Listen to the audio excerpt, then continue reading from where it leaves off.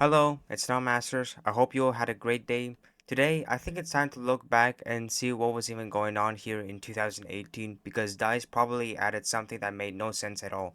But before we jump in, only 2.9% of you are subscribed. If you enjoy my content, consider hitting that subscribe button. I do my best to keep things entertaining. Anyways, let's get started. Back in 2018, Battlefield 5 was released in November 20th, which was the successor to 2016's Battlefield 1 and the 11th main installment in the Battlefield series.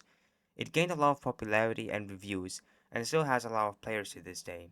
In November 8th, before the Battlefield 5 official release, where the game was in pre-release version, DICE added a new marketing offering for BF1 players. Any player who pre-ordered Battlefield 5 will be offered with exclusive content, such as having access to World War II weapons in BF1. I'll list them all on screen. These guns were only accessible in 2018 and they are unfortunately no longer in the market. So, to all of you who wanted, I'm sorry, it's gone forever. Now, the goal behind this marketing is a way to promote and drive more players into playing Battlefield 5. Now, at first, it doesn't seem that bad for an offer like that to appear, but I have some critics I want to point out of why I believe it's bizarre. First is that these guns could offer unfair advantages over players who don't have access from pre-ordering Battlefield 5. The reason why I'm uncertain is because I haven't played against players who have new guns like the World War II guns for pre-ordering Battlefield 5. While I did rarely fought someone who had these guns, I can't accurately tell whether they're considered overpowered. But in my experience, I'd say they are probably overpowered when I 1v1'd. For example, the BAR M1918A2 has the same stats as the Storm variant except that the recoil is different.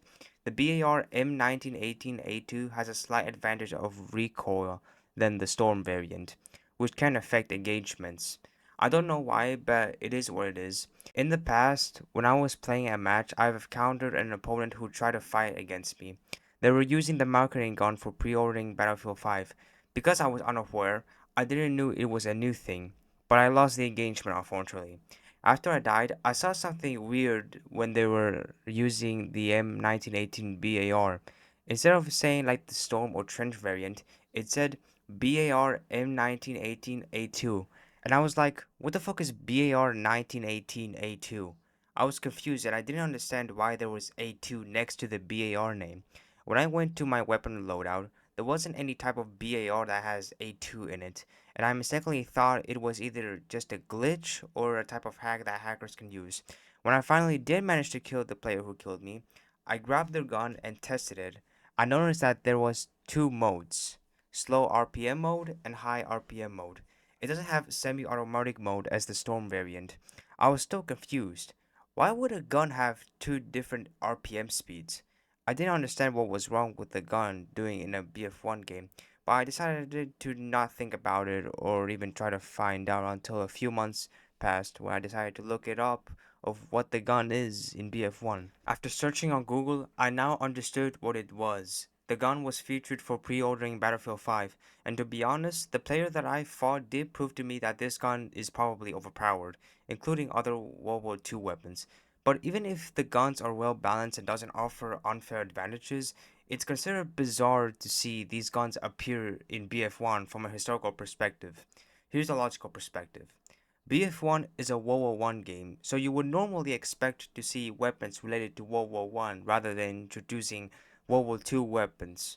The technology and combat styles should align with that era, but the fact that DICE introduced these guns into a World War One game blurs the lines of historical accuracy, making it harder to distinguish between what weapons truly belong to World War One and what came later, making BF1 either more like a sandbox game or a hybrid era shooter rather than a historical World War One game.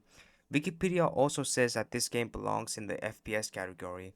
I mean, if the game was in the sandbox game category, that would have been understandable.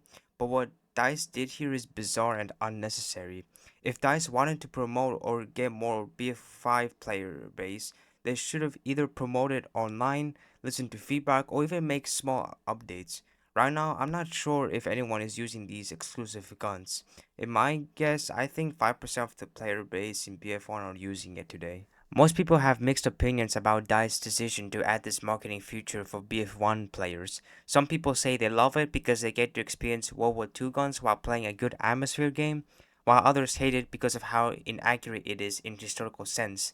Anyways, that's the end of this video. I hope you all enjoyed learning something new about BF1, and if you did, I'm happy to hear it. Make sure you hit that subscribe button, and if you don't want to, that's totally fine. You can sit back, relax, and continue watching other videos. I'll see you all next time. Bye!